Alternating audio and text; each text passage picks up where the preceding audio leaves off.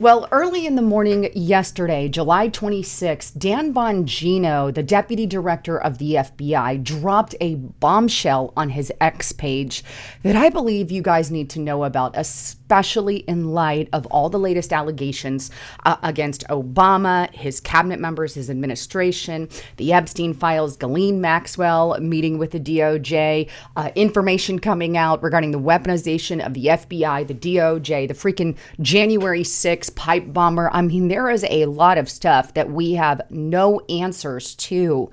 And I believe some of those answers, obviously, Dan Bongino more than likely knows. And I respect him to the tens, right? But now that he's there, he's going through a lot, I believe, and it really speaks volumes about the truth of what's going on in our United States government. But let's go on over to his X page, so you guys can hear it straight from his mouth. He posted this, by the way, July 26th. It is the 27th as of the making of this video, and he posted it in the morning. But here's what he said. During my tenure here as the deputy director of the FBI, I have repeatedly relayed to you that things are happening that might not be immediately visible, but they are happening. And I'm going to pause that. I'm going to come back. So he's saying there's stuff that we're doing. You don't know that we're doing it. Stuff is coming down the pipeline. Who knows? Maybe arrest, maybe indictments, maybe convictions, but it takes time. It really and truly does.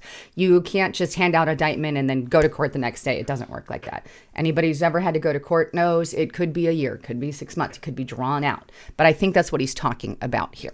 He goes on to say, the director and I are committed to stamping out public corruption and the political weaponization of both law enforcement and intelligence operations.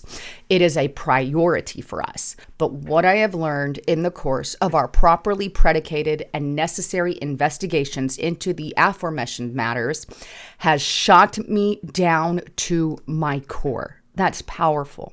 We cannot run a republic like this. I'll never be the same after learning what I've learned. Those are some chilling words. If you think about this man who has exposed so much corruption on his podcast, now at the very upper levels of the FBI saying, I'm never going to be the same. I'm shocked to my core, which to me says things are even worse than what any of us ever imagined. And in my opinion, which is just what that is, that's what he's trying to say here. Look, I've learned things that I never thought were possible. That holy cow, I can't believe this is going on. And I'm imagining the worst of the worst corruption, but it ultimately goes here, Dan Bongino, right? If we don't do anything about it, what good is it? What good are you doing there, right? But anyway, he goes on and he concludes with this. We are going to conduct these righteous and proper investigations, hallelujah, by the book and in accordance with the law. We are going to get the answers we all deserve. As with any investigation, I cannot predict where it will land, but I can promise you an honest and dignified effort at truth. Not his truth, not your truth, but the truth. God bless America and all those who defend her. Respectfully, Dan. So he's telling us here, we are going to get to the bottom of it. We're going to go and do everything by the book. It's not going to be politicized, no matter what side of the fence you're on. And that's really what I believe he's saying here. He goes, we may have some Republicans in trouble. We may have some Democrats in trouble. And it doesn't matter what side of the fence you're on, which is the kind of FBI we need. Somebody who doesn't care what side of the fence you're on. Somebody who's not politicized. And that's kind of what I'm getting here. And he's saying this. We're going to get you the answers we all deserve. And that's what I want. And then he concludes with this little mystery statement here. I cannot predict where it's going to land. In other words, he doesn't know the end result because he's not the only one in charge, if you get my drift. So he's going to have to answer to other people regarding some of that, right? But he's going to damn well do the best that he can to get the American public the truth of what's going on. And he's telling you it's going to be time. We're not going to know immediately. But how much time? Well, that is ultimately the question, isn't it? Is it going to be, after you're already out of office? Are we even going to know before? Are you going to be allowed to tell us some of those information? Or are there going to be ongoing investigations forever like the FBI has always had? And the question therein lies, why? Why are there always these answers that we just barely got answers to MLK, barely got answers to what happened to JFK and Martin Luther King? We just got answers. John F. Kennedy, we just got some of those answers. We're still waiting on answers from Epstein, which, we all know they claim these files don't exist. But speaking of those files, I want to show you this. This just came out the other day as well. This is on Zero Hedge. Ghislaine Maxwell appeal looms as lawyer says she's discussed 100 different people during the interview with the DAJ. In other words, she name dropped over 100 people.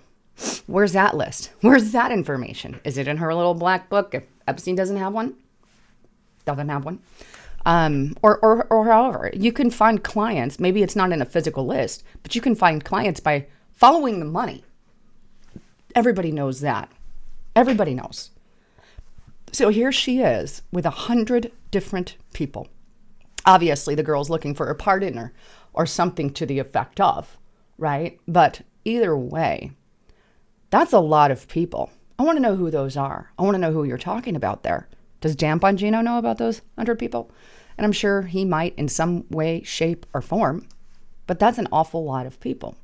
And how corrupt has it gotten? Are we going to finally see some arrest? And I'm going to be really honest with you.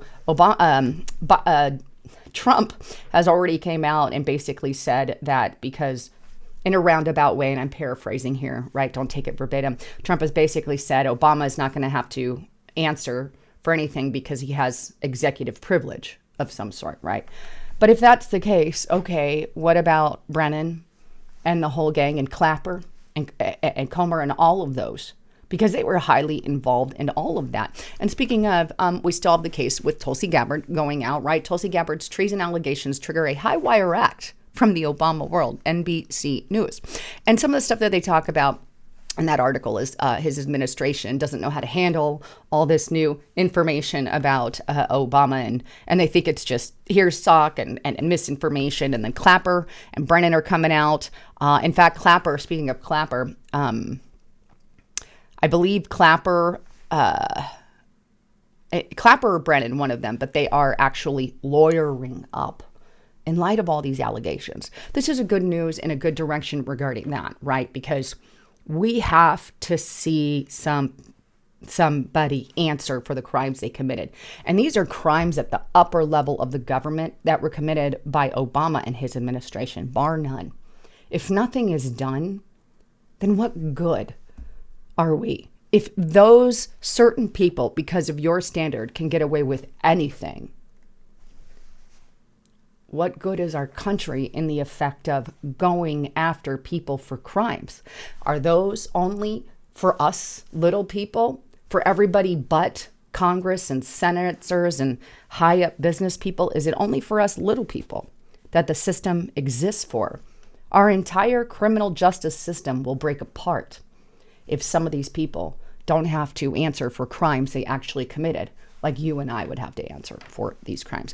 But with all of that, I love you guys. I just want to remind you, get to restrictedrepublic.com. I've got bombshell information on there. All the videos that go missing on here are on Restricted Republic. So I want to encourage you to sign up there, support Justice Knight and myself there. Go to restrictedrepublic.com and check it out today. But with that, I love you guys. I'm Lisa Haven, signing out.